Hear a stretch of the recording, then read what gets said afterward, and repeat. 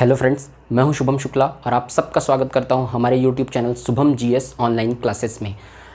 देखिए, आज जो हम लोग का टॉपिक है वो आपातकालीन शक्तियों वाला जो हिस्सा है वो हम लोग आज कंप्लीट करेंगे। उसमें से आज राष्ट्रीय आपातकाल और राष्ट्रपति शासन वाला पोर्शन 352 और 356 देखेंगे। अब इसके बाद एक चीज़ और बच जाएगा आप लोगों का, ये वित्तीय आपातकाल वाला जो पोर्शन है 360, वो एक टॉपिक बचेगा। और उसके बाद मैं उस नेक्स्ट वीडियो में जब आऊँगा तो उसमें राष्ट्रपति लोग का सीक्वेंस भी बता दूंगा एक बार कि और उनका कितना कितना कार्यकाल रहता है, कौन कौन से राष्ट्रपति किस किस समय में रहे, वो एक वीडियो में दोनों चीज़ कवर हो जाएगा, वित्तीय आपातकाल और वो राष्ट्रपति का सीक्वेंस। उसके बाद आप लोग का राष्ट्रपति वाला पोर्शन जो है वो पूरा कंप्लीट हो जाएगा, उसमें से कुछ छूटेगा नहीं। ठीक है, तो आज का जो वीडियो है वो बहुत इंपॉर्टेंट होने वाला है, क्योंकि राष्ट्रीय आपातकाल से बहुत सारे क्वेश्चन हर सवाल हर एग्जाम में पूछे जाते हैं। तो आज का जो वीडियो है वो ध्यान से देखिएगा आप और उसको नोट करिएगा। ठीक है, तो अगर आप लोगों को वीडियो पसंद आए तो वीडियो को लाइक कीजिए, चैनल को सब्सक्राइब कीजिए, ज़्यादा से ज़्यादा शेयर कीजिए। ठीक है, आज का वीडियो उसमें स्टार्ट करते हैं। देखिए, सबसे पहले देखते हैं आपातकालीन प्रावधान, ये भाग 18। ठीक है, भाग 18 के 352 से 360 तक जो है वो आपातकालीन प्रावधान संविधान में लिखे गए हैं। ठीक है, आपातकालीन प्रावधान दिए गए हैं। आपातकाल में क्या होता है कि संघात्मक से एकात्मक शासन में परिवर्तित हो जाता है जो शासन व्यवस्था है। मैं आप लोग को संघात्मक शासन व्यवस्था बताया था, 50% केंद्र के हाथ में पावर्स रहते हैं, 50% राज्य के हाथ में पावर्स रहते हैं। वो कंप्लीट बदल के एकात्मक शासन में परिवर्तित हो जाता है। 100% पावर जो रहते हैं केंद्र शासन के हाथ में, केंद्र के हाथ में चला जाता है, उसको बोलते हैं एकात्मक शासन। तो संघात्मक से एकात्मक शासन, भीमराव अंबेडकर जी ने संविधान के निर्माण के समय संसद में ये बोला था, ये स्पीच दिया था कि अमेरिका का जो संविधान है वो संघात्मक ही है। ठीक है, मतलब उसमें जो है उसमें ये क्वालिटी नहीं है कि वो संघात्मक और संघात्मक से एकात्मक में या एकात्मक से संघात्मक में कन्वर्ट हो सके। लेकिन भारतीय संविधान ऐसा नहीं होगा। भारतीय संविधान में ये अपने आप को कन्वर्ट करने की कैपेबिलिटी होगी कि जब आपातकालीन प्रावधान रहेंगे, जब इमरजेंसी का कंडीशन रहेगा, तो भारत संघ जो है वो संघात्मक शासन व्यवस्था से एकात्मक शासन व्यवस्था में कन्वर्ट हो जाएगा। मतलब पूरी पावर जो है वो केंद्र शासन के हाथ में चली जाएगी। ये स्टेटमेंट उन्होंने दिया था। ठीक है, तो ये एक संविधान की क्वालिटी है। पहला देखिए, राष्ट्रीय आपातकाल। 3 प्रकार के आपातकाल होते हैं, राष्ट्रीय आपातकाल, राष्ट्रपति शासन और वित्तीय आपातकाल। उसमें से अपन राष्ट्रपति शासन वाला पोर्शन जो है वो आज देखेंगे। ठीक है, राष्ट्रीय आपातकाल पहले देखेंगे। तो राष्ट्रीय आपातकाल अनुच्छेद 352 के तहत बताया गया है, इसको बताया गया है अनुच्छेद 352 के तहत। ठीक है, अब देखिए राष्ट्रीय आपातकाल के कारण क्या क्या हो सकते हैं। राष्ट्रीय आपातकाल लगाया जा सकता है 3 कारणों से। ठीक है, युद्ध अथवा बाह्य आक्रमण। युद्ध, देखिए किसी भी देश के साथ युद्ध हो गया, जैसे पाकिस्तान के साथ, चाइना के साथ, किसी भी साथ युद्ध हो गया भारत का, या फिर क्या बाह्य आक्रमण, दूसरे देश के लोग आक्रमण कर दिए तब। ठीक है, ये एक कंडीशन है। दूसरा कंडीशन है सशस्त्र विद्रोह। सशस्त्र विद्रोह का मतलब देश के अंदर ही शस्त्रों के द्वारा विद्रोह हो गया। जैसे कि अभी किसान आंदोलन चल रहा है, तो किसानों ने क्या किया, उन लोगों ने शस्त्र उठा लिया और फिर विद्रोह कर दिया। शस्त्र के उठा के वो क्या करने लग गए, मारने लग गए लोगों को, तो उसको कहते हैं सशस्त्र विद्रोह। कोई भी दंगा हो गया जिसके माध्यम से शस्त्र का प्रयोग किया जा रहा है, वो होता है सशस्त्र विद्रोह। तो सशस्त्र विद्रोह के आधार पर भी ये लगाया जा सकता है। ठीक है, तो अगर युद्ध अथवा बाह्य आक्रमण के आधार पर ये आपातकाल लगेगा तो इसको बाह्य आपातकाल कहेंगे। दूसरे देश अगर कहीं आक्रमण किए हैं और उसके आधार पर अगर आपातकाल लगाया जा रहा है तो क्या कहेंगे, बाह्य आपातकाल। और अगर देश में होने वाले आंतरिक विद्रोह या सशस्त्र विद्रोह के कारण अगर कहीं बोला जा रहा है, मतलब सशस्त्र विद्रोह के आधार पर अगर लगाया जा रहा है, तो उसको बोलेंगे आंतरिक आपात। ठीक, समझ गए। तीसरा कारण एक था आंतरिक अशांति के आधार पर भी पहले लगाया जाता था। ठीक है, आंतरिक अशांति के आधार पर भी, मतलब इसको देखिए, आंतरिक अशांति जो है, आंतरिक अशांति को हटा दिया गया। 44वां संविधान संशोधन 1978 के अनुसार 78 के बाद आंतरिक अशांति के आधार पर राष्ट्रीय आपातकाल को हटा दिया गया। क्यों हटा दिया गया, क्योंकि आंतरिक अशांति का को डिफाइन नहीं किया गया है। अब किस तरीके से आंतरिक अशांति होगा, इंदिरा गांधी सरकार ने 1975 में इसी कारण का प्रयोग करके राष्ट्रीय आपातकाल लगा दिया था। तो अब उस आंतरिक अशांति को डिफाइन नहीं किया गया है ना, आप बता नहीं सकते आंतरिक अशांति। किसी भी चीज़ में कोई केंद्र सरकार बोल देगी कि ये आंतरिक अशांति है, कोई दंगा हो गया, छोटा मोटा कुछ भी हो गया तो बोल देगी आंतरिक अशांति हो रहा है, तो उसके आधार पर हम लगा रहे हैं। तो इसलिए इसको ठीक से बताया नहीं जा सकता, डिफाइन नहीं किया जा सकता, इसलिए इसको हटा दिया गया 44वां संविधान संशोधन 1978 के बाद। ठीक, देखिए इन दोनों कारणों से लगाया जा सकता है, युद्ध अथवा बाह्य आक्रमण और सशस्त्र विद्रोह। इसके अतिरिक्त अगर इन दोनों का खतरा भी राष्ट्रपति को मंजूर लग रहा है, ठीक है, राष्ट्रपति को या मंत्रिमंडल को लग रहा है कि इसका खतरा भी हो सकता है, अगर इन दोनों का, ये हुआ नहीं है लेकिन खतरा भी महसूस हो रहा है, तब भी लगाया जा सकता है, ये भी याद रखिएगा। ठीक, इस चीज़ को देखिए, किसी एक राज्य, अब कितने जगह में लगाया जा सकता है, किसी एक राज्य में लगाया जा सकता है, एक या एक से अधिक राज्यों में लगाया जा सकता है, कितने भी राज्यों में, या फिर पूरे देश में लगाया जा सकता है। किसी भी हिस्से में, कितने भी हिस्से में, या फिर पूरे देश में, किसी भी तरीके से लगाया जा सकता है। ठीक, ये उसका हो गया क्षेत्र। अब देखिए 38वां संविधान संशोधन। 38वां संविधान संशोधन कर दिया गया था। 38वां संविधान संशोधन के करने के बाद ये बोला गया था कि इसकी जो न्यायिक समीक्षा है वो नहीं की जा सकेगी। मतलब कि जो राष्ट्रीय आपातकाल आप लगा दिए, उसको सुप्रीम कोर्ट में चुनौती नहीं दिया जा सकता। ठीक, सुप्रीम कोर्ट में उसको चुनौती नहीं दिया जा सकता, उसी को न्यायिक समीक्षा कहते हैं। सुप्रीम कोर्ट क्या करता है, मौलिक अधिकारों का अगर हनन कर हो रहा हो तो उसको समाप्त कर देता है, तो सुप्रीम कोर्ट उसको समाप्त कर सकता था, तो उसी को समाप्त कर दिया गया। देखिए, न्यायिक समीक्षा नहीं की जा सकती बोल दिया गया, और मंत्रिमंडल की अनुमति नहीं। मतलब राष्ट्रीय 38वां संविधान संशोधन के बाद ये संशोधन किया गया, ये लाया गया प्रावधान की न्यायिक समीक्षा नहीं की जा सकती है, या सुप्रीम कोर्ट में यानी कि याचिका दायर नहीं की जा सकती, और मंत्रिमंडल की अनुमति आवश्यक नहीं, राष्ट्रपति प्रधानमंत्री की सलाह पर ही लगाया जा सकता है। 1975 का जो राष्ट्रीय आपातकाल था, वो प्रधानमंत्री ने कहा था, इंदिरा गांधी सरकार ने राष्ट्रपति जी को, और राष्ट्रपति जी ने आपातकाल लगा दिया था। तो इसी संविधान संशोधन का फायदा उठा के लगाया था उन्होंने। मंत्रिमंडल की अनुमति आवश्यक नहीं थी, डायरेक्ट प्रधानमंत्री के बोलने पर ही लगाया जा सकता था, इसलिए इसको लगाया गया था। अब 44वां देखिए, इसी को अमेंडमेंट किया गया, सुधार किया गया 44वां संविधान संशोधन के अनुसार। इसमें यह बोला गया कि मंत्रिमंडल की लिखित सहमति अनिवार्य है। ठीक, मंत्रिमंडल की लिखित सहमति के बगैर आप राष्ट्रीय आपातकाल को नहीं लगा सकते हैं। ये 44वां संविधान संशोधन के थ्रू प्रावधान किया गया। इसके तहत याद रखिए, लिखित अनुमति होनी चाहिए। दूसरी चीज की ये भी जोड़ा गया 44वां संविधान संशोधन के माध्यम से कि इसकी न्यायिक समीक्षा भी की जा सकेगी। मतलब आप राष्ट्रीय आपातकाल को सुप्रीम कोर्ट में चुनौती दे सकते हैं। अगर कहीं देखिए, इसका भी ये होता है विवेक रहित, जैसे सुप्रीम कोर्ट में मिनर्वा मिल्स मामले में 1980 में एक मिनर्वा मिल्स मामला आया था, विवाद आया था, उसमें भी सुप्रीम कोर्ट ने ये फैसला दिया था कि अगर विवेक रहित डिसीजन हो, ठीक है, विवेकपूर्ण डिसीजन न लिया गया हो, जल्दबाजी में फैसला लिया गया हो, संवैधानिक उपबंधों के अनुसार फैसला न लिया गया हो, तो इसको हटाया भी जा सकता है। ठीक, तो ये न्यायिक समीक्षा की जा सकती है बोला गया। देखिए, समयावधि और अनुमोदन कितने समय के लिए रह सकता है? उद्घोषणा से 30 दिन के भीतर इसको अनुमोदन करवाना आवश्यक है। देखिए, सबसे पहले क्या होता है इसमें, राष्ट्रीय आपातकाल अपन 352 के अनुसार लगा रहे हैं, तो देखिए क्या होता है, सबसे पहले क्या करेंगे, मतलब कि राष्ट्रपति जी क्या करेंगे, मंत्रिमंडल राष्ट्रपति को बोलेगा लगाने के लिए। मंत्रिमंडल राष्ट्रपति को सलाह देगा कि आप राष्ट्रीय आपातकाल घोषित कर दीजिए करके। राष्ट्रपति जी राष्ट्रीय आपातकाल घोषित कर देंगे, मंत्रिमंडल की सहमति अनिवार्य है। लिखित आदेश देगा, लिखित सहमति देगा मंत्रिमंडल राष्ट्रपति जी को कि आप लिखित मतलब कि राष्ट्रीय आपातकाल घोषणा कर दीजिए। राष्ट्रपति जी राष्ट्रीय आपातकाल का घोषणा कर देंगे। उसके पश्चात उसके घोषणा के, याद रखिए, घोषणा से 30 दिन के भीतर दोनों सदनों से पारित होना अनिवार्य है। लोकसभा और राज्यसभा दोनों सदनों से घोषणा होने के 30 दिन के भीतर पारित होना, यानी 1 महीने के भीतर दोनों सदनों से वो पारित हो जाना चाहिए।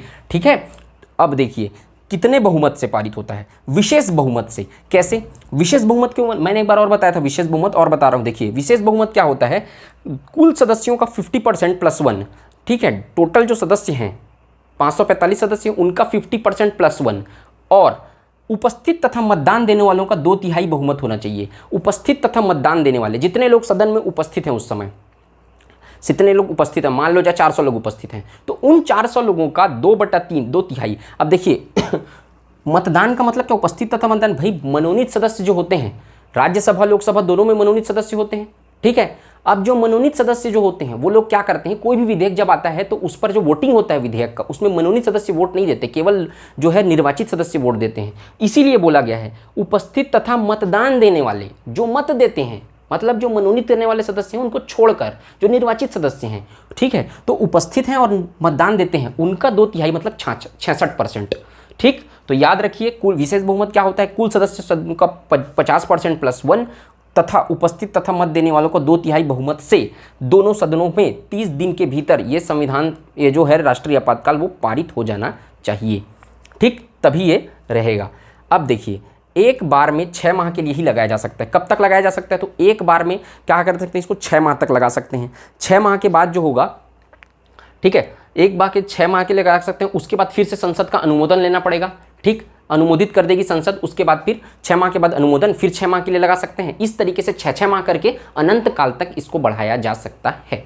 ठीक, एक बार 6 माह के लिए लगेगा, फिर अनुमोदित कर देगी, फिर 6 माह के लिए, फिर 6 माह के लिए, इस तरीके से उसको अनंत काल के लिए बढ़ाया जा सकता है। ये प्रावधान भी 44वां संविधान संशोधन से ऐड किया गया है। ठीक है, इसको अनंत काल तक बढ़ाया जा सकता है करके, ये चीज़ मैंने बता दिया।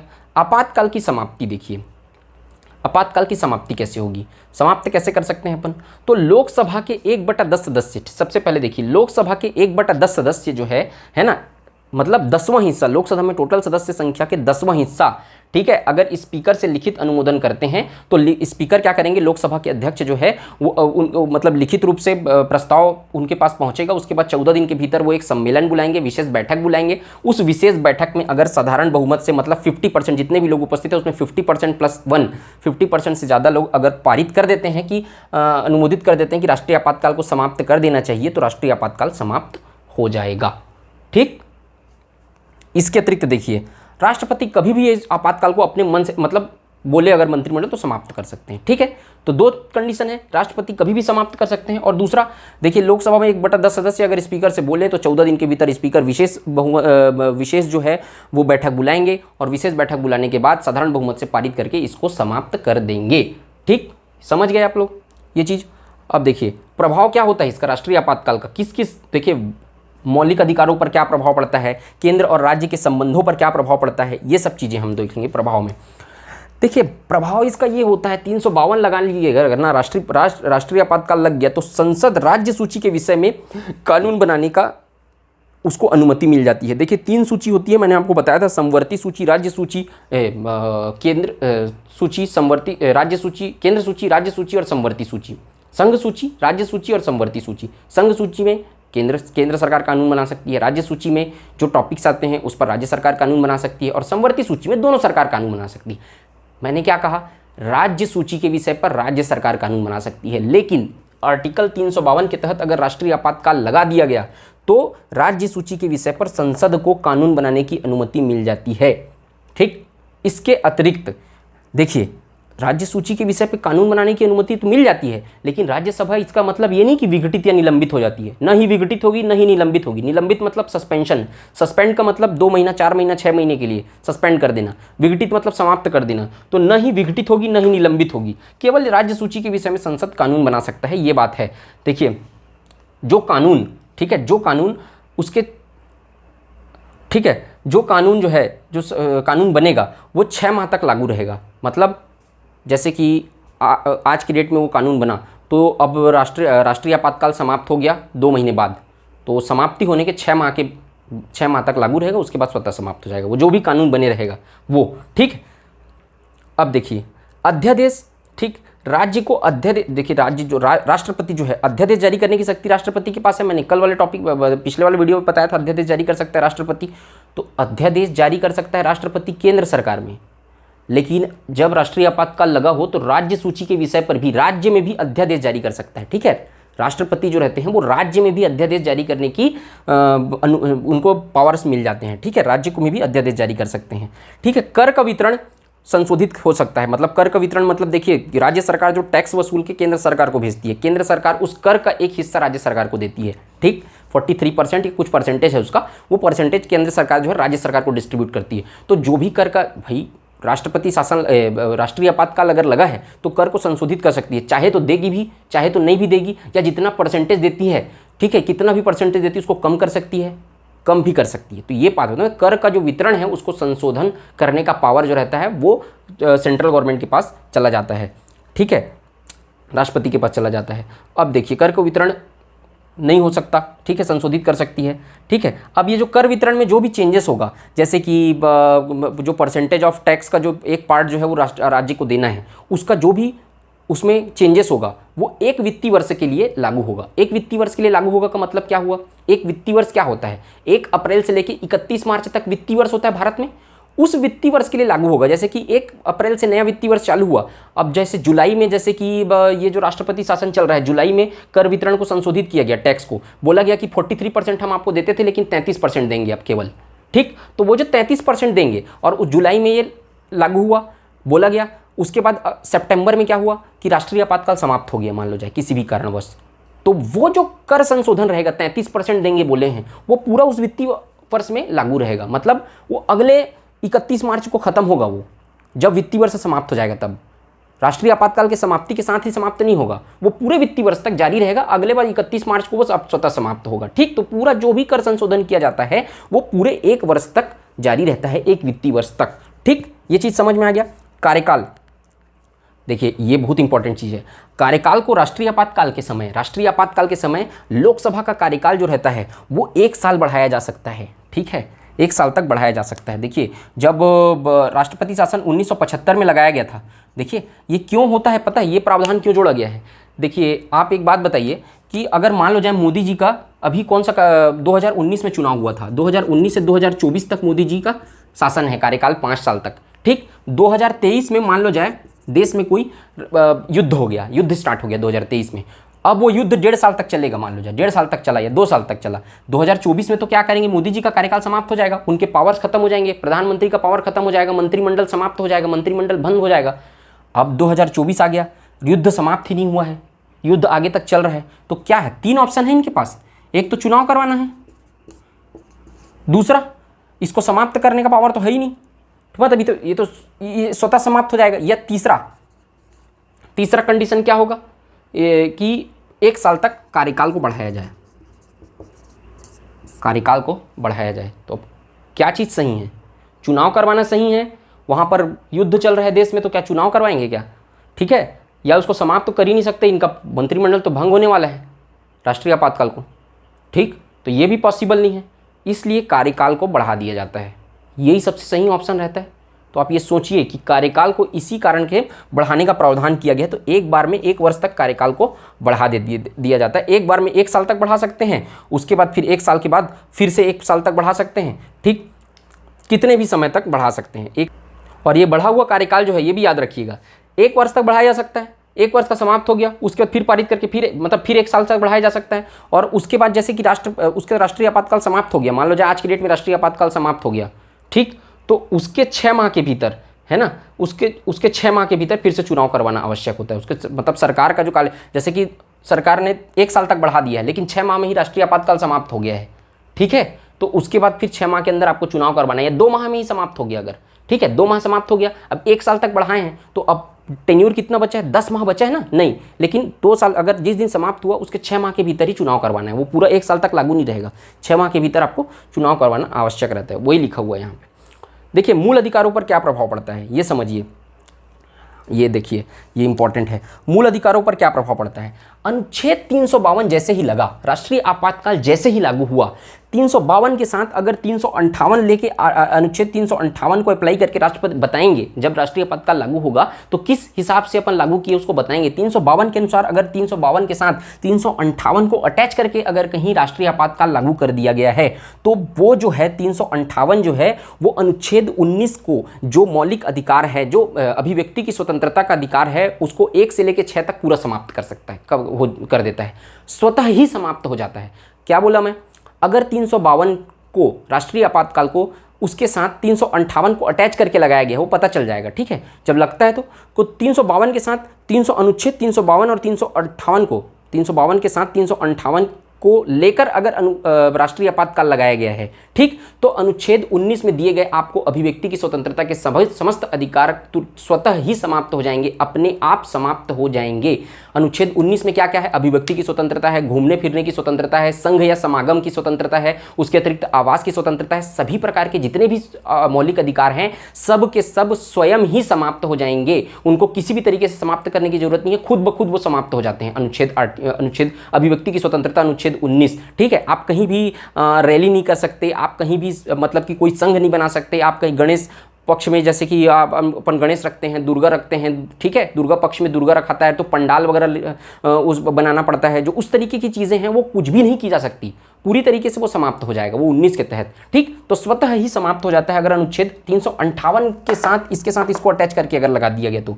अब देखिए 359 के, अगर 352 के साथ साथ 359 को अटैच करके अगर राष्ट्रीय आपातकाल लगा दिया गया तो क्या होगा, वो राष्ट्रपति को ये अधिकार देता है। 352 और 359, अगर 352 के साथ 359 के तहत राष्ट्रपति आपातकाल लगाया गया तो वो राष्ट्रपति को ये पावर देता है कि आप जो है किसी भी प्रकार के मौलिक अधिकार को समाप्त कर सकते हैं। 12 से 36 के अनुच्छेद 12 से लेकर अनुच्छेद 36 तक मौलिक अधिकार है, तो राष्ट्रपति को ये अधिकार देता है कि आप देखिए, आपको हम पावर देते हैं, संविधान राष्ट्रपति को ये अधिकार देता है कि आपका जो मन करे, जिस प्रकार का जिस भी मौलिक अधिकार को समाप्त करना है आप उसको समाप्त कर दीजिए, ठीक।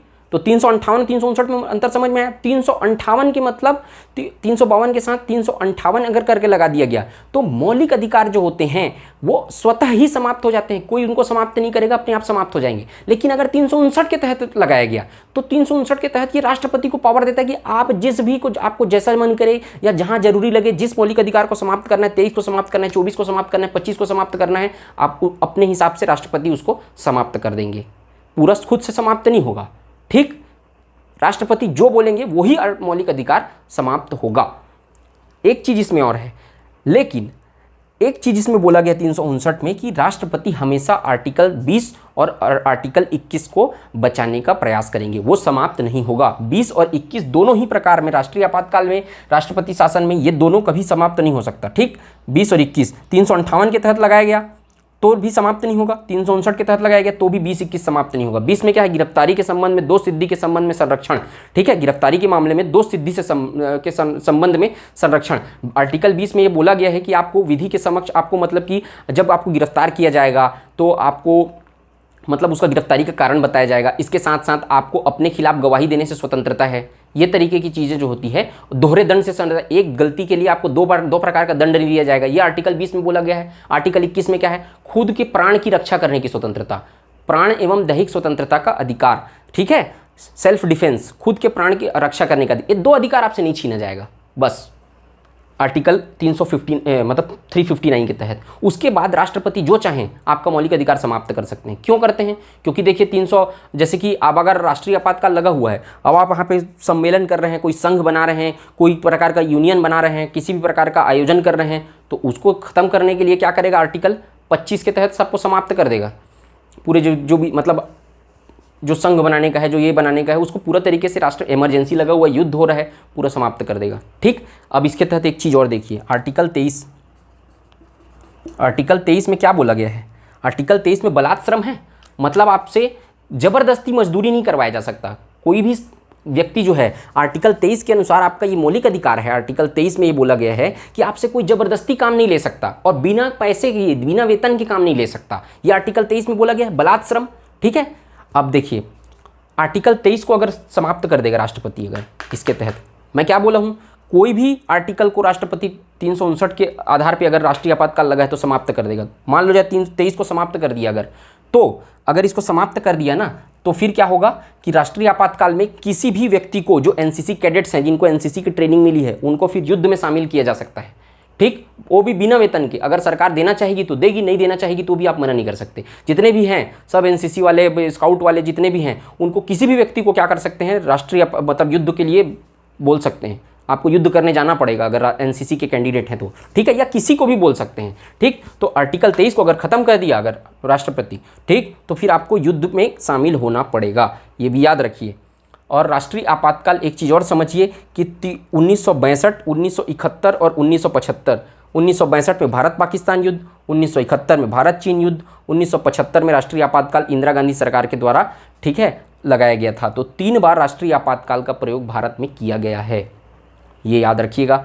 1975 में इंदिरा गांधी ने आंतरिक अशांति के आधार पर राष्ट्रीय आपातकाल लगाया था। उन्होंने बोला था कि जो सेना है, सशस्त्र सेना बल है हमारी, ठीक है, वो क्या कर रही है, आंतरिक विद्रोह करने के लिए, आंतरिक विद्रोह का खतरा नज़र आ रहा है मुझे, ये बोल के आंतरिक अशांति के आधार पर लगा दिया गया था। इसीलिए इसको क्या किया गया, बाद में 44वां संविधान संशोधन किया गया और इसको हटा दिया गया। तो अब आंतरिक अशांति के आधार पर नहीं लगाया जा सकता, कारण सिर्फ 2 हो सकते हैं। इसका जो पूरा प्रोसेस है वो ये होता है।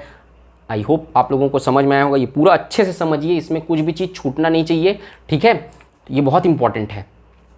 अब इसमें कुछ भी चीज़ छूटा नहीं है, ठीक। अब देखिए, राष्ट्रपति शासन या इसी को बोलते हैं राजकीय आपात, आर्टिकल 356, ठीक, इसी को बोलते हैं संवैधानिक आपातकाल, ठीक। राज्य आपातकाल, संवैधानिक आपातकाल, राजकीय आपातकाल, अनुच्छेद 356, ठीक, उसके तहत लगाया जाता है। सॉरी, 355 में ये बोला गया है कि संवैधानिक उपबंधों के अनुसार राज्य काम करेगी, ठीक। संवैधानिक उपबंधों के अनुसार अगर राज्य नहीं काम करती है तो 356 के तहत राष्ट्रीय आपातकाल लगा दिया जाता है, ठीक। और अगर केंद्र के निर्देशों का पालन नहीं करेगी तो 365 के तहत राष्ट्रीय आपातकाल मतलब कि राष्ट्रपति शासन लगाया जाएगा, ठीक। सॉरी, राष्ट्रपति शासन। अगर राज्य संवैधानिक उपबंध के अनुसार, ठीक है, संविधान के अनुसार काम नहीं करेगी तो 356 के तहत राष्ट्रपति शासन लगा दिया जाएगा।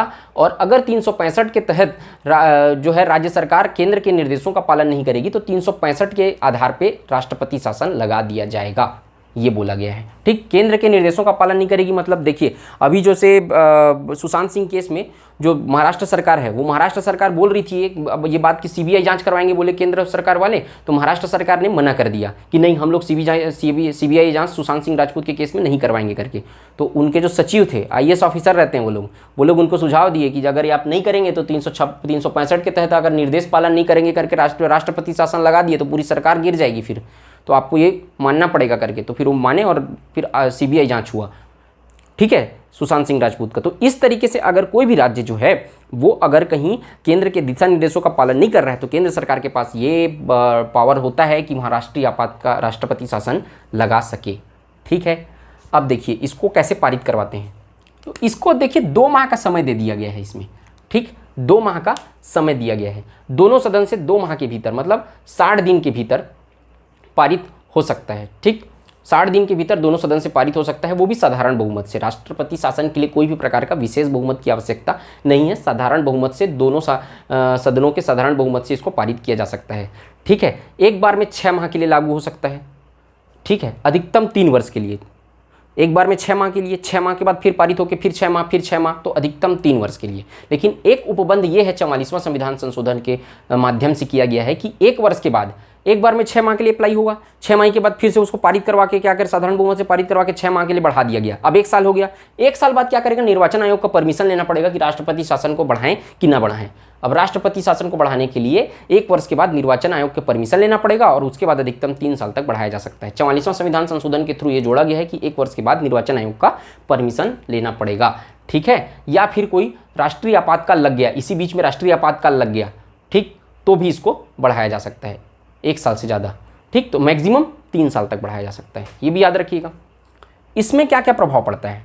ठीक, इसमें ये प्रभाव पड़ता है कि राज्य सरकार जो होती है, राज्य सरकार वो पूरी तरीके से निलंबित या विघटित हो जाती है। ठीक, राज्य सरकार जो होती है निलंबित, मैंने क्या बताया था राष्ट्रीय आपातकाल में, राष्ट्रीय आपातकाल में राज्य सरकार, जो केंद्र सरकार है वो राज्य शासन पर क्या बोलते हैं, मतलब केंद्र सरकार जो है, ठीक है, वो राज्य सूची के विषय पे कानून बना सकती है, लेकिन विघटित या निलंबित नहीं होगी राज्य सरकार। ठीक है, राज्य सरकार बनी रहेंगी, लेकिन राष्ट्रपति शासन में जो राज्य सरकार है वो निलंबित या विघटित हो जाती है, निलंबित हो जाती है या तो विघटित हो जाएगी। ठीक, और इसके अतिरिक्त ये बोला गया है कि राज्यपाल के माध्यम से शासन चलाएगा। अब ये देखिए कितना अच्छा प्रावधान किया गया, देखिए राज्यपाल के माध्यम से राष्ट्रपति जो है, अब देखिए एक राष्ट्रपति शासन जो है, मान लो जाए कब लगता है, देखिए राष्ट्रपति शासन, एक चीज़ और बता रहा हूँ आपको, राष्ट्रपति शासन कब लगता है, मान लो जाए मैंने क्या कहा, अगर राज्य संवैधानिक उपबंधों के अनुसार काम नहीं कर रहा है या फिर केंद्र के निर्देशों के अनुसार पालन नहीं कर रहा है। ठीक है, अब ये क्या होता है, बहुमत अगर खत्म हो गया, मान लो जाए एक कंडीशन और होता है जब राष्ट्रपति शासन लगता है, मान लो जाए कोई पार्टी है, कोई भी इसमें ए, बी और सी, पार्टी ए, कोई राज्य सरकार में 3 पार्टियां हैं, पार्टी ए के पास बहुमत है, अब देखिए 100 सीट है टोटल उस राज्य सरकार में, विधानसभा सीट कितनी है 100, अगर आपको चुनाव जीतना है तो आपको कितना सीट लाना पड़ेगा, 50 + 1 51 सीट। अगर पार्टी ए के पास 45 सीट है, पार्टी बी के पास 40 सीट है, पार्टी सी के पास 15 सीट है। ठीक है, तो अब यहाँ पर मेजॉरिटी के लिए कितना चाहिए आपको, 50 सीट चाहिए, तीनों पार्टियों के पास नहीं है। ठीक है, त्रिशंकु विधानसभा हो गई है। अब देखिए 45, अब अलायंस करेगा तो किंग मेकर कौन हो गया, ए पार्टी, अगर ए पार्टी सी के साथ अलायंस करती है तो कितना सीट हो गया, अब इसका 45 10 55 और 1 60 हो गया, और अगर कहीं बी सी के साथ अलायंस करती है तो 55 सीट हो गया। तो दोनों ही कंडीशन में अगर कहीं ए का सरकार बनाना है या बी का सरकार बनाना है तो सी जिसका भी साथ देगी उसकी सरकार बनेगी। ठीक, तो एक सी अगर ए का साथ देती है तो ए का सरकार बनेगा, सी अगर बी का साथ देती है तो बी का सरकार बनेगा। तो इस कंडीशन में जब मेजॉरिटी नहीं है, ठीक है, तो भी क्या कर सकते हैं, राष्ट्रपति शासन लगाया जा सकता है। मैं ये बोल रहा हूँ, मेजॉरिटी अगर नहीं है, अगर बहुमत नहीं है तो भी राष्ट्रपति शासन लगाया जा सकता है। ठीक, अब देखिए यही हुआ था 370 हटाने के टाइम पे, यही हुआ था। देखिए वहाँ किसकी सरकार थी, अब्दुल्ला और क्या मुफ्ती, महबूबा मुफ्ती, इन दोनों को मिला के इनकी मेजॉरिटी थी। ठीक है, इन दोनों को मिला के इनके पास 75% सीटें थी, लेकिन इन दोनों मेरी सरकार रहेगी करके लड़ गई, अलग हो गए, ये बहुमत खत्म हुआ। केंद्र कश्मीर का, जम्मू कश्मीर में बहुमत खत्म हो गया। उसके बाद क्या हुआ, राष्ट्रपति शासन लग गया। अमित शाह ने इसी चीज़ का फायदा उठा के वहाँ पर क्या किया, राष्ट्रपति शासन लग गया है। तो राष्ट्रपति शासन लगा है तो राज्य सूची के विषय पे कानून कौन बनाएगा, पूरा पूरा केंद्र सरकार बनाएगा। संसद तो वहाँ है, मतलब वहाँ विधायिका है ही नहीं, विधानमंडल भंग हो गया, विघटित हो गया है, तो कानून कौन बनाएगी, संसद बनाएगी। इसी का फायदा उठा के 370 हटा दिया गया है। ठीक है, मेजॉरिटी खत्म हो गई तो 370 हटा दिया गया। देखिए यही प्रभाव पड़ता है, अगर कहीं 50% ज़्यादा सीटें नहीं है, सरकार गिरी, तो फिर राष्ट्रपति शासन लगाया जा सकता है। अब राष्ट्रपति शासन जो लगता है वो राज्यपाल, राष्ट्रपति जो रहता है राष्ट्रपति शासन में राज्यपाल के माध्यम से शासन चलाता है। ठीक है, राज्यपाल के माध्यम से। तो राज्यपाल में ये भी प्रावधान किया गया संविधान में कि राज्यपाल जो होगा, अब पूरे पावर्स किसके पास आ जाते हैं, राज्यपाल के पास आ जाते हैं। कोई भी चीज़ का डिसीजन लेना राज्यपाल लेगा, पूरा पावर जो है सेंट्रलाइज्ड होकर किसके पास चला गया है, राज्यपाल के पास चला गया है। तो राज्यपाल को इसीलिए ये प्रावधान किया गया है कि राज्यपाल जो है वो जिस राज्य का राज्यपाल है वो उसी राज्य का व्यक्ति निवासी नहीं होना चाहिए। ठीक है, जैसे कि गुजरात के जैसे राज्यपाल हैं, ठीक है, राज्यपाल गुजरात के हैं तो वो गुजरात के निवासी नहीं रहने चाहिए। क्यों किया गया है, क्योंकि जब राष्ट्रपति शासन लगेगा तो पूरा पावर किसके हाथ में आ जाएगा, राज्यपाल के हाथ में। तो वो अपने जितने लोग हैं, अपने परिवार के लोग हैं या जितने हो सकता है जितने भी पहचान के लोग हैं, उनको क्या करेगा, पूरा गवर्नमेंट सर्विसेज में घुसा देगा, सिविल सर्विसेज में पूरा उनको ले लेगा, या फिर कुछ और फायदा दे सकता है उनको अपनों को, या फिर क्या कर सकता है, किसी दुश्मन है उनका उनसे बदला ले सकता है उस समय, क्योंकि पूरे पावर्स उनके हाथ में आ गए हैं, उनका कोई कर ही नहीं सकता कुछ। तो इसलिए संविधान की खूबसूरती आप देखिए कि इसमें यह प्रावधान किया गया है कि जो राज्यपाल जिस स्टेट में राज्यपाल बना है वो उस स्टेट का निवासी नहीं होना चाहिए। गुजरात के राज्यपाल को केरल का राज्यपाल बना दिए अगर आप, तो केरल में वो किसको जानता है, ठीक है, हो सकता है वहाँ भी बेनिफिट पहुँचाए, वहाँ भी उनकी पहचान हो, लेकिन संभावना कम हो जाती है, ये चीज़ समझिए आप। तो इसलिए ये प्रावधान किया गया है कि राज्यपाल जिस राज्य का है उस राज्य का निवासी नहीं होना चाहिए, उसी राज्यपाल बनाया जाता है। राज्यपाल के माध्यम से शासन होता है, एक नियम जो है वो संसद बनाती है, ये भी याद रखिए। एक चीज़ और है, ठीक है, कार्यपालिका और विधायी शक्ति, कार्यपालिका शक्ति विधायी शक्ति पूरी संसद के पास चली जाती है। राज्यपाल की मतलब राज्य की कार्यपालिका शक्ति और विधायिका शक्ति पूरी समाप्त हो जाती है, विधायी शक्ति। ठीक है, इसके अब जनरली ये देखा गया है कि राष्ट्रपति जो है वो नियम बनाने का अधिकार किसको है, संसद के पास है। तो जो सांसद होते हैं उनकी सलाह पे राष्ट्रपति जो है वो नियम बनाते हैं, ऐसा भी प्रावधान किया गया है। जनरली ऐसा करते हैं, नहीं कि तो पूरा फिर शासन जो है राज्यपाल के हाथ में चला जाता है और नियम फिर संसद बनाती है। ठीक, अब संसद राज्य विधेयक या बजट पास करेगी। ठीक, बजट पास कौन करेगा, संसद करेगा। राज्य का कोई भी विधेयक होगा तो राज्य सरकार तो निलंबित और विघटित हो चुकी है, तो बजट कौन पास करेगा, संसद पास करेगी। ठीक, ये तो समझ गए आप। और बजट भी संसद पास करेगी क्योंकि विधायिका तो है ही नहीं। अब सर्वप्रथम सबसे पहले 1951 में लगाया गया था, पंजाब में ये 2 साल के लिए लगाया गया है। पूरे राज्य में लगभग एक बार लग चुका है, लगभग, ठीक है, पूरे राज्य में कई बार लगाया, कई तो राज्य में 18 बार 15 बार भी लग चुका है। पूरे देश में लगभग 250 बार राष्ट्रपति शासन का प्रयोग किया जा चुका है। इसका बहुत बार दुरुपयोग भी हो चुका है। जब देखिए इसका रूल ही वैसा है कि कोई भी जो राज्य सरकार है वो राष्ट्रपति मतलब कि केंद्र सरकार के नियम के अनुसार या केंद्र सरकार की बात नहीं मानी तो इसको लगाया जा सकता है, तो कभी भी लगा देते हैं। ठीक है, तो इसको बहुत बार यूज़ हो चुका है, मिसयूज़ हो चुका है एक तरीके से बोलिए। पंजाब में 2 साल के लिए पहली बार लगाया गया था 1951 में, ये याद रखिएगा। इसकी समाप्ति राष्ट्रपति की घोषणा, सामान्य घोषणा से राष्ट्रपति की समाप्ति हो सकती है, कोई भी तरीके का इसमें उसको पारित करवाना नहीं पड़ता है। ठीक है, इसका प्रभाव किस पर नहीं पड़ता है, हाई कोर्ट पर इसका कोई प्रभाव नहीं पड़ता है, न्यायपालिका पर इसका कोई भी प्रभाव नहीं पड़ेगा। देखिए इसकी समाप्ति कैसे होती है, इसको लगाने के लिए इन दोनों में अंतर समझिए। अब राष्ट्रीय आपातकाल को लगाने के लिए संसद की विशेष बहुमत अनिवार्य होता है। संसद के जितने भी लोकसभा के सदस्य जो हैं उनका विशेष बहुमत, यहाँ पे लिखा हूँ मैं, विशेष बहुमत कहाँ लिखा हुआ है, संसद का विशेष बहुमत अनिवार्य होता है, ये देखिए विशेष बहुमत। ठीक, लेकिन इसको लगाने के लिए विशेष बहुमत की आवश्यकता नहीं होती, साधारण बहुमत की आवश्यकता होती है। समझ में आया, इसको अप्लाई करने के लिए विशेष बहुमत की आवश्यकता, इसको अप्लाई करने के लिए साधारण बहुमत की आवश्यकता। वहीं पर हटाने के लिए लोकसभा के 1/10 सदस्य जब स्पीकर को बोलेंगे 14 दिन के भीतर सम्मेलन बुलाएगा, ठीक है, उसके बाद बैठक होगा, साधारण बहुमत से हटाया जा सकता है। और इसको हटाने के लिए कोई साधारण बहुमत की भी जरूरत नहीं पड़ती है, राष्ट्रपति अपने हिसाब से जब चाहे तब हटा सकता है, एक घोषणा से हटा सकता है। ये दोनों में अंतर समझिए। ठीक, इसमें विशेष बहुमत की आवश्यकता लगाने के लिए, इसमें साधारण बहुमत की आवश्यकता। इसको हटाने के लिए क्या करना पड़ता है, बैठक बुलाएगा, साधारण बहुमत से पारित होगा तो हटाया जा सकता है, या राष्ट्रपति कभी भी हटा सकता है, और इसमें किसी भी प्रकार का समाप्त करने का मतलब कि बैठक बुलाने की जरूरत नहीं है, राष्ट्रपति की घोषणा के बाद एक बार में समाप्त हो जाता है। ठीक, हाई कोर्ट पर इसका प्रभाव नहीं पड़ता है। एक चीज और समझिए, लोकसभा में पारित नहीं हुआ है और विघटित हो गई अगर लोकसभा, ठीक, विधेयक मतलब कि जो राष्ट्रपति, ये दोनों के लिए अप्लाई हो रहा है, मैं जो ये नोट लिखा हूं ना ये दोनों के लिए अप्लाई होता है, इसके लिए भी, राष्ट्रीय आपातकाल के लिए भी, राष्ट्रपति शासन के लिए भी। ठीक, देखिए जैसे राष्ट्रीय आपातकाल लगाया गया, ठीक, राष्ट्रीय आपातकाल अप्लाई कर दिया गया, उसको 30 दिन के भीतर दोनों सदन से पास होना है, और लोकसभा अगर विघटित हो गई, विश्वास मत खो दिया उसने, अगर अपनी मेजोरिटी खो दी और लोकसभा अगर विघटित हो गई तो वो खत्म नहीं होगा राष्ट्रीय आपातकाल। ठीक, वो क्या होगा, 30 दिन के भीतर उसको सब खत्म करना है। तो राज्यसभा तो कभी समाप्त नहीं होती, राज्यसभा तो हमेशा के लिए बने रहती है। ठीक, तो 30 दिन के भीतर अगर लोकसभा का विघटन हो गया, जैसे कि आज की डेट में उद्घोषणा हुई, इसके 30 दिन के भीतर हमको दोनों सदन से पारित करवाना है, और आज के 2 दिन के बाद लोकसभा अगर विघटित हो गई तो वो जाएगा सीधा राज्यसभा में, राज्यसभा में वो पारित हो जाएगा। राज्यसभा तो कभी विघटित नहीं होती, राज्यसभा में विशेष बहुमत से पारित हो जाएगा। उसके बाद फिर जब पहली बैठक होगी, जैसे कि मान लो जब 6 महीने के भीतर चुनाव होता है, उसके बाद जो पहली बैठक होगी, ठीक, पहली बैठक होने के बाद जो पहली बैठक होगी उसके 30 दिन के भीतर वो लोकसभा से पारित करवाना उसको अनिवार्य है। समझ में आया क्या बोल रहा हूँ? अगर आज के डेट में लोकसभा विघटित होती है, राष्ट्रीय आपातकाल लगाया जा चुका है, ठीक है, उद्घोषणा हुई है आज के डेट में, उसके बाद 15 दिन बाद लोकसभा विघटित होती है, तो लोकसभा तो विघटन हो जाएगा, वो राज्यसभा में चल देगा, राज्यसभा में पारित हो जाएगा। उसके बाद जब पहली लोकसभा बैठेगी, चुनाव के बाद पहली सभा होगी, तो उसके पहले दिन, जब पहली सभा बैठेगी पहले दिन, उसके 30 दिन के भीतर उसको लोकसभा से पारित होना पड़ेगा। राज्यसभा से तो पहले ही पारित हो गया है, तो उस तरीके से वो पारित हो जाता है। ये क्वेश्चन आ चुका है पेपर में। ठीक, इसके अलावा एक क्वेश्चन यूपीएससी में और आया था, देखिए, ठीक है, क्या आया था क्वेश्चन कि राष्ट्रीय आपातकाल जो होता है ना, ये जो ये 30 दिन का जो अवधि है, ठीक, 30 दिन में इसको पारित करवाना है, तो उद्घोषणा के 30 दिन के भीतर उसको पारित करवाना है और 6 माह तक लागू रहता है।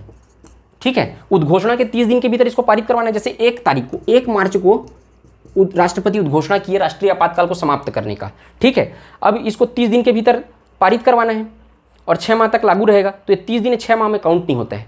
ये क्वेश्चन आया था। ये जो 6 माह है वो 30 मार्च से चालू होगा। 30 मार्च को संसद में पारित हुआ तो 30 मार्च के बाद 6 माह चालू होगा। ये 30 दिन जो है, ऐसा नहीं कि 5 माह हो जाएगा, ये 30 दिन खत्म हो गया। 30 दिन के बाद 1 मार्च को जब पारित हुआ, 31 मार्च को अगर ये सदन से पारित हुआ तो 6 माह तक लागू रहेगा। ठीक है, 30 मार्च को अगर पारित हुआ तो ये 30 दिन जो है वो 6 माह में काउंट नहीं होता है। इसके अलावा एक क्वेश्चन और आ चुका है, इसमें देखिए छोटे छोटे पेंच लगा के क्वेश्चन पूछ देता है, छोटे छोटे तरीके से। राष्ट्रपति द्वारा जब उद्घोषणा की गई, राष्ट्रपति द्वारा मतलब राष्ट्रपति की घोषणा के बाद राष्ट्रीय आपातकाल एक बार में कितने समय तक रहता है?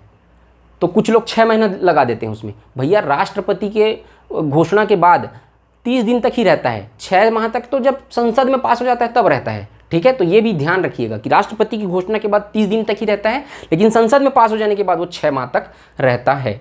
ठीक है, ये भी याद रखिएगा।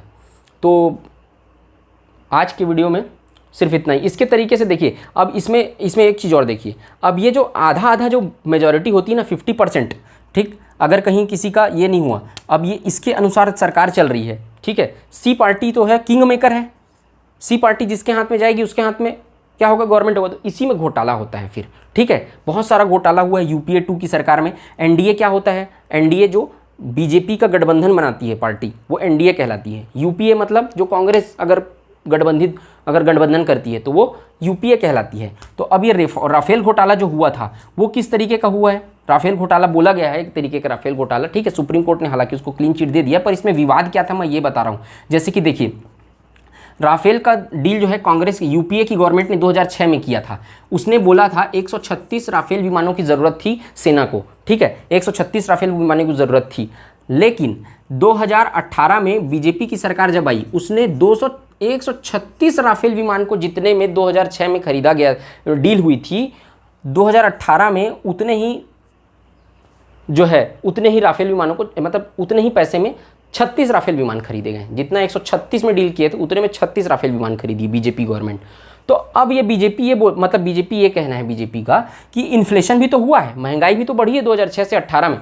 तो भैया, इन्फ्लेशन जो हुआ है वो 28% बढ़ा है और ये जो इसका रेट है वो 400% बढ़ गया है खरीदने का। तो ये एक तर्क है। मैं ये नहीं बोल रहा हूँ कि कौन सा घोटाला हुआ है कौन सा नहीं है, लेकिन मैं एक बात बता रहा हूँ, ये तर्क है, एक आंकड़ा है 2006 में, ठीक है। तो 28% महंगाई बढ़ी है, 400% इसका रेट बढ़ गया है। हालांकि सुप्रीम कोर्ट ने क्लीन चिट दे दिया है। सुप्रीम कोर्ट का डिसीजन पढ़िए आप ऑनलाइन जाके। सुप्रीम कोर्ट ने किसके रेट के बारे में कोई भी बात नहीं कही है। सुप्रीम कोर्ट ने ये कहा है कि जो भी डील होता है वो पारदर्शी होना चाहिए, लोगों को पता रहना चाहिए उस डील के बारे में, ऐसा करके। तो इस तरीके से जब ये त्रिशंकु ये हो जाता है ना, ये मेजॉरिटी वाली पार्टी नहीं रह जाती, जब मतलब बहुमत से सरकार बनती है अलायंस से, तो फिर इस तरीके के घोटाले सामने आते हैं, ठीक है। तो ये देखिए, राष्ट्रीय आपातकाल और राष्ट्रपति शासन, ये दोनों का कंप्लीट हमने आज देख लिया। नेक्स्ट वीडियो में जब अपन आएंगे तो वित्तीय आपातकाल वाला पोर्शन हमारा बचा है, और वित्तीय आपातकाल के साथ साथ जो सीक्वेंस है वो मैं बता दूंगा, ठीक है। तो आज के वीडियो में सिर्फ इतना ही। आई होप आप सबको ये वीडियो पसंद आया होगा। अगर वीडियो पसंद आया हो तो वीडियो को लाइक कीजिए, चैनल को सब्सक्राइब कीजिए, ज़्यादा से ज़्यादा शेयर कीजिए। जय हिंद, वंदे मातरम।